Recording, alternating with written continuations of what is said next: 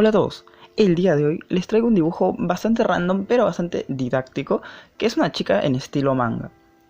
Como parte inicial y fundamental y más importante diría yo, es el boceto. Pero este boceto inicial básicamente es para poder ubicar el dibujo dentro de la hoja, que esté centrado, ¿no?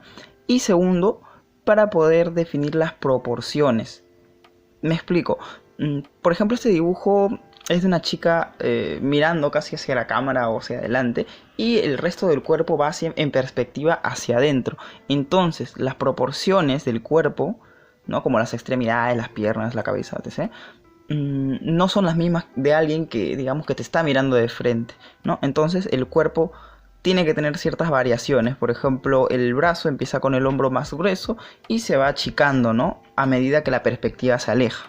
Básicamente tener esos conceptos y un boceto sólido al inicio va a hacer que todo el trabajo que le sumemos y todos los detalles sean positivos y luego no la caguemos básicamente. Sí, ya sé, he repetido 3 veces la palabra básicamente, es que no soy muy bueno hablando. En fin, voy a tratar de explicarlo lo más sencillo posible. Ya terminamos de hacer el boceto inicial, el más importante, y a ese le sumamos unos cuantos detalles, como por ejemplo, dónde van a ir los ojos, más o menos cómo van a ir los dedos, ciertos atributos también. Y luego vamos a pasar a lo que es el entintado, que es la segunda parte más importante. El entintado, como verán en dibujos anteriores, es una parte delicada. Por ejemplo, por eso he puesto justo en esta parte el entintado en tiempo real, para que vean que la vaina es minuciosa, ¿no? Porque, o sea, no es una ley, obviamente, pero lo preferible es no malograrla, no hacer un trazo que no querramos. Porque luego, si lo podemos corregir, sí, pero depende. Porque ¿qué tal si le vamos a echar otro material encima? Y quizás esa corrección, ese borrón de corrección interfiera, ¿no? Con el resultado final. Entonces, como verán, esta parte es súper lenta, ¿no? Y bueno, la voy a adelantar, no se preocupen. Pero es una parte minuciosa. En nivel de dificultad, yo lo pondría debajo del boceto. El boceto parece sencillo, pero no, es como las bases de una casa, ¿no? Tener unas vigas firmes donde ya sumarle cosas y trabajar. El delineado es el resultado de un buen boceto, ¿no? Y unos cuantos detalles. Por ejemplo, yo como considero que ya tengo poquito así de experiencia, poquito. Ya mi boceto es bastante básico, más o menos para las proporciones. Y los detalles ya lo voy haciendo, como se dice, en la marcha, ¿no? Por eso mi boceto ha sido rápido. Incluso lo he adelantado, sí, pero en realidad eso me tomó ¿cuánto? Habrá sido pues 6-7 minutos. Entonces, lo que me ha tomado más es el delineado, porque el delineado hay que hacerlo con paciencia, para no cagarla. Siempre digo lo mismo, pero es así. Y como verán, en algunas líneas curvas me doy esa licencia, digamos, de hacer pequeñas líneas, ¿no? Consecutivas para formar la curva. Porque aunque no lo crean, una línea curva, propiamente dicho, o sea, bien hecha, es súper complicado. Seguramente habrán visto videos de personas que hacen un círculo así con la mano alzada y todos, ¡guau! Pero es que sí, es una cosa pero de locos. O sea, requiere mucha práctica. Puede que no seas un dibujante o similar y puedas hacerlo, pero con muchísima práctica. Es complicado hacer un círculo perfecto porque hay todo es curva, ¿no? Y hacer una curva bien hecha, bien definida, sin que te tiemble la mano, sin hacer remaches, es muy complicado. Entonces, hasta que uno pueda adquirir ese nivel, puedes hacer esa muletilla, ese apoyo, que es hacer líneas, digamos, consecutivas, pequeñas, para guiarse y ya que el ojo tenga una noción de más o menos, mira, por acá va la curva definida, pum, dale, ¿no? Entonces, eso es un apoyo. Yo diría que es algo que habría que intentar dejarlo en algún momento, ¿no? Digamos, cada vez que tú te sientas capaz de hacer la curva, inténtalo, ¿no? Pero no, es algo que se debe ir dejando paulatinamente. Ahora, lo que estamos haciendo en este momento ya son los detalles, llamémosle detalles parte 1. A mí me gusta dividir todo en partes, soy muy ordenado en estas cosas, pero en mi vida no soy nada ordenado. Entonces, yo trabajo así, usualmente hago, digamos, por procesos. Primero ya hicimos el boceto, luego un boceto más definido, ahora sigue el entintado y ahora siguen los detalles, que básicamente son un poco de las sombras que son en líneas, ¿no? Porque luego van a ver que voy a darle otras sombras, pero ya con los markers. Entonces, eso también requiere un poco de criterio y un poco de cómo quieras hacer tú el dibujo, ¿no? Por ejemplo, hay líneas que siguen la dirección de, digamos, del cuerpo mismo y todas son curvadas. En otro estilo puedes hacerlo en líneas rectas y diagonales y no pasa nada, pero eso ya depende de qué norma te impongas tú o qué creas conveniente en qué dibujo, ¿no? Eso puede variar dependiendo ya del dibujo y de la persona que dibuje. Bueno, para esta parte lo que sigue es bastante básico, por decirlo así, que es rellenar espacios. Por eso he usado markers 8, o sea, N8 y N6 y N4, si no me equivoco. El N8 y el y el N10 que están en las piernas, bueno, no se diferencian mucho, pero en la parte de arriba sí se ve bastante más claro. Creo que es el N4, si no me equivoco. No, ese es el N6, el que está en la parte de arriba. Esta parte solo es rellenar, pero ciertas cosas con criterio, ¿no? Algunas cosas más claras porque, digamos, por ejemplo en la ropa, la parte de la cintura, le hemos hecho todo un solo tono, pero luego le vamos a dar un poco más de sombras para que dé ese efecto de profundidad.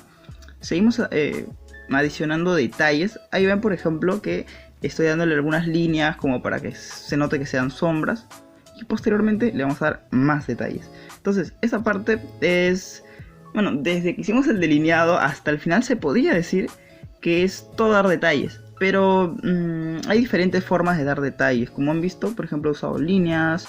Luego he usado, ahora bueno, rellenar todo de color. Bueno, color oscuro. En esta parte, por ejemplo, estoy haciendo el pelo. Y dije, será buena opción hacer así ese efecto de, digamos que...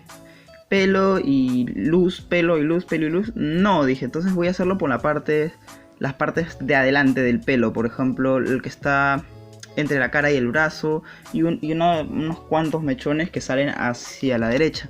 Y lo del fondo lo he hecho todo en negro, así como que rellenando espacio solamente, ¿no? Ya verán cómo queda al final.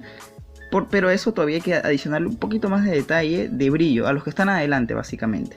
Entonces, hasta aquí podríamos dar de culminado el dibujo, ¿no creen? Pero si lo dejamos ahí es como que bien, pero no sé, o sea, no tiene peso. Y básicamente esto ya lo pueden comparar con el final. O sea, por ejemplo, ahorita ya es casi el dibujo terminado. Digamos el dibujo de la persona en sí. Lo que sigue ahora es una parte... bueno, sí, en dos partes. Una parte importante, pero que pasa a un segundo plano. Que el ojo no es lo primero que ve, pero que te ayuda a resaltar la imagen. Yo lo llamaría esto el background.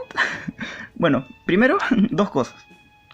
El detalle de los brillos, eso es importantísimo, ¿no?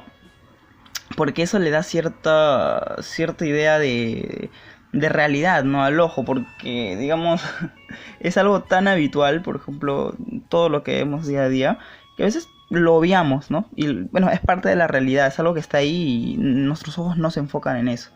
Y lo mismo es en un dibujo, digamos, tus ojos no se van a enfocar en lo primero, uy, mira, pero qué brillos, Dios mío, no. Pero eso ayuda a que inconscientemente la persona que lo está viendo note, digamos, visos de realidad. Y eso apoya que pues el dibujo sea más creíble y exprese lo que quiere expresar. Ya, eso es muy subjetivo de cada persona. Entonces, vamos a dar esos detalles con el gel blanco. Y ahora viene la parte, llamémosla simple, aburrida, pero importante, que es el background propiamente dicho. Como verán, por ejemplo, aquí le he reducido un poco a la velocidad para que vean que la vaina es súper lenta, súper así. Paciencia, hermanos, paciencia.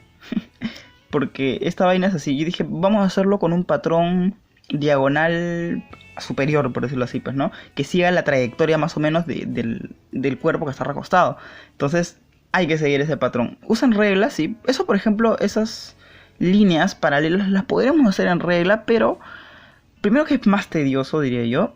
Y segundo que no sé, puedes practicar bastante tu pulso para hacer líneas rectas de esa manera, ¿no? Siempre va a haber partes en dibujos donde vas a necesitar hacer ese tipo de líneas. Y ese es el momento, mi pana. Entonces, esa parte es tediosa, la he adelantado creo que por 12, si no me equivoco, o 12, 11. Y igual toma su tiempito, como ven. Entonces, y esa parte parece... dice, bueno, estás rellenando. Sí y no, porque esta parte lo que va a hacer es darle contraste al dibujo.